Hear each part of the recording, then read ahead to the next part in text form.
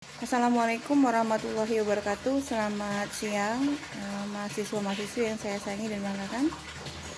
Kita ketemu lagi dengan saya Profesor Dr. Yasmira Mandasari Saragi SMH dengan mata kuliah Perkembangan Hukum Pidana atau Hukum Pidana Perkembangan.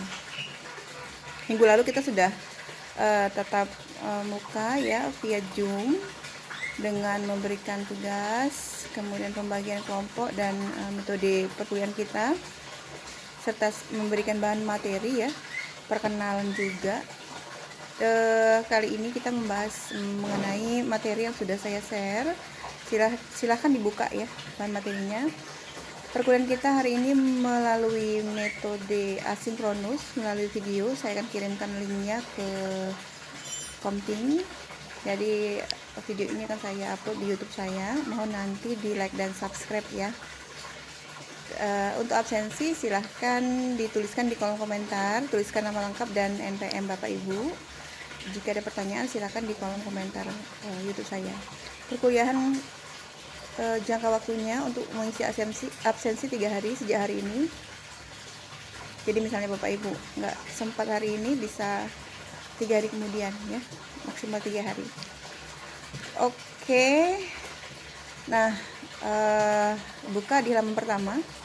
Perkembangan hukum pidana dan asas-asas dalam KUHP membahas prinsip-prinsip dasar hukum pidana yang diatur dalam KUHP sebagai ius constitutum dan mengupas perkembangannya dalam KUHP ya sebagai ius constituentum.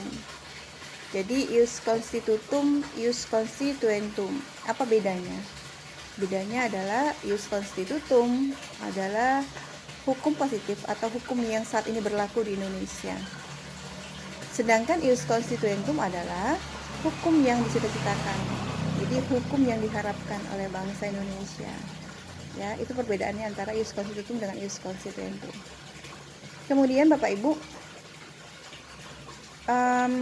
menurut Metzger ya, para pakar dari luar negeri, hukum pidana dapat diartikan sebagai aturan hukum yang mengikat pada suatu perbuatan yang memenuhi syarat-syarat tertentu, suatu akibat yang berupa pidana. Atau secara singkatnya menurut saya, hukum pidana adalah aturan tertulis ya, yang dibuat oleh penguasa yang harus ditaati oleh masyarakat dan ada sanksi yang tegas serta bersifat memaksa.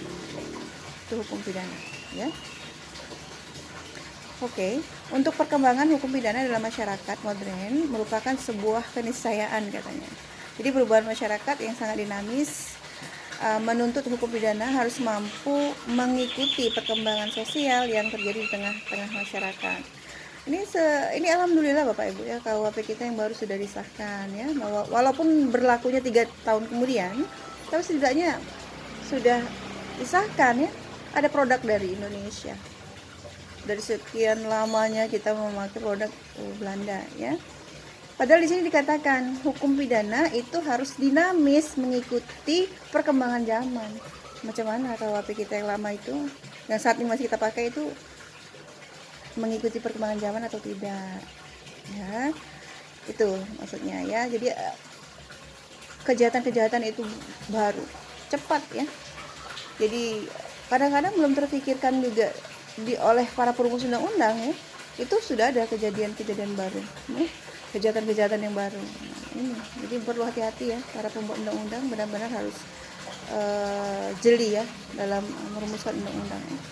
Kemudian munculnya berbagai kejahatan berdimensi baru ya, atau new dimension of crime ya, sebagai dampak dari dinamika sosial dan perkembangan ilmu, pengetahuan dan teknologi. Di sisi lain mengancam kepentingan masyarakat ya, sehingga posisi hukum pidana sangat penting untuk menjamin keamanan dan ketertiban sosial. Nah, ini banyak kasus-kasus terkait ITE ya. Undang-undang ITE juga sudah diubah yang terbaru 2016 ya, bukan 2008 lagi. Banyak sekali kejahatan-kejahatan ya, apalagi yang memakai KTP saja, pinjaman online dan lain sebagainya. Jadi kita harus berhati-hati. Tugasnya hukum pidana itu untuk menjamin keamanan ya, keamanan dan ketertiban sosial di masyarakat ya, bukan untuk menakut-nakuti masyarakat, tapi untuk menjamin keamanan. Jadi saling menghargai saling kita menghormati hak-hak dari sesama, insya Allah bisa aman damai ini Indonesia kita. Demokrasi hukum pidana Bapak Ibu, konsolidasi hukum pidana, adaptasi dan harmonisasi terhadap berbagai perkembangan hukum yang terjadi merupakan akibat perkembangan ilmu pengetahuan hukum pidana ataupun perkembangan nilai-nilai yang hidup dan berkembang dalam masyarakat Indonesia dan dunia internasional. Jadi awal perkembangan hukum pidana klasik ya, hukum pidana klasik ini menuju hukum pidana modern dimulai sejak pembentukan KUHP baru yang akan menjadi peletak dasar pembangunan hukum pidana nasional Indonesia sebagai negara yang merdeka dan berdaulat sesuai dengan misi dekolonisasi KUHP, peninggalan atau warisan dari kolonial Belanda yang tadi saya sebutkan ya. Oke, kemudian pakar hukum Prof. Muljatno yang memberikan pengertian hukum pidana adalah bagian dari keseluruhan hukum yang berlaku di suatu negara yang mengadakan dasar-dasar dan mengatur ketentuan tentang perbuatan yang tidak boleh dilakukan ya. Larangan ini disertai ancaman pidana bagi setiap orang yang melakukannya. Makanya tadi saya bilang kalau ini ya, definisi saya kan tadi singkat nih mengenai hukum pidana. Kalau para pakar yang tadi sebutkan seperti Major dan Prof. Muljatno kan panjang ya. Saya simpel saja. Pada intinya memang hukum pidana ini sifatnya memaksa karena dibuat oleh penguasa ya. Ada sanksi yang tegas di dalamnya. Jadi mau nggak mau, suka nggak suka ya harus kita taati sebagai warga negara Indonesia ya. Oke, fungsi hukum pidana berguna melindungi kepentingan hukum. Dalam hal ini yang dilindungi tidak hanya kepentingan individu ya, tetapi juga kepentingan masyarakat dan kepentingan negara. Kemudian kita membahas mengenai pemetaan hukum pidana ya. Memetakan hukum pidana dalam hal ini menjadi titik sentral adalah Undang-Undang Nomor 1 Tahun 1946. Undang-undang ini sesuai dengan politik hukum yang digariskan oleh Piagam Persetujuan yang menghendaki peraturan Republik Indonesia lah yang harus diberlakukan untuk Indonesia ya. Jadi undang-undang tersebut tampaknya belum dilihat dalam Bestek ya waktu itu, yang belum dapat melakukan pembentukan undang-undang hukum pidana baru. Nah, ini kan sudah terbentuk ya. Hal ini perlu menyesuaikan dengan peraturan-peraturan hukum pidana dengan keadaan yang timbul sesudah proklamasi kemerdekaan. Ini saya waktu membuat bahan ini sebelum di ACC atau disetujui RUU KUHP ini. Makanya memang benar-benar harus dalam hukum pidana positif maupun yang is constitutum tadi benar-benar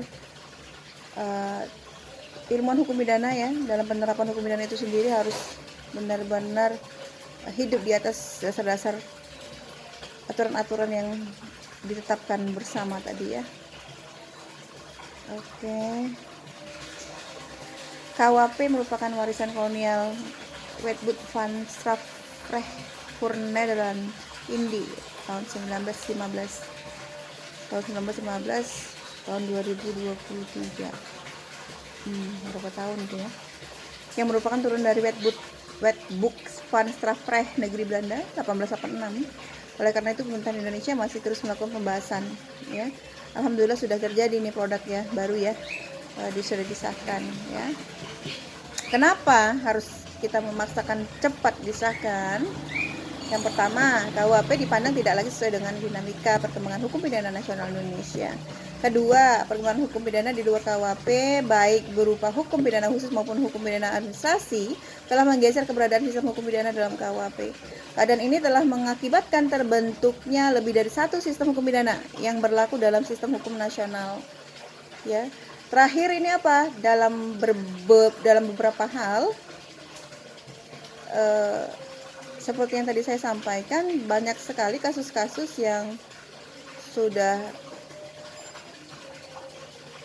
berkembang pesat ya terkait kejahatan-kejahatan ya yang memang tidak terakomodir oleh KUHP. Sebab hukum itu adalah harus sesuai atau menyesuaikan diri dengan perkembangan masyarakat.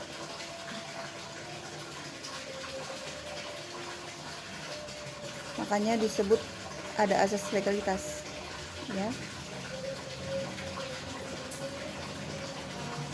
Ini Bapak Ibu, baterai saya mau habis. Oke, insya Allah kita nanti ketemu di minggu depan. Saya belum tahu ya kapan kita liburnya untuk perkuliahan, tapi pada intinya jika tidak libur, Sabtu depan kita masuk kembali. Selalu untuk Bapak Ibu, mohon maaf jika terjadi kesilapan dalam penyampaian. Ini HP saya bentar lagi lobet, ya. Saya harus buru-buru. Terima kasih banyak Bapak Ibu, sukses selalu untuk kita semua. Semoga kita selalu sehat, ya. Wassalamualaikum warahmatullahi wabarakatuh.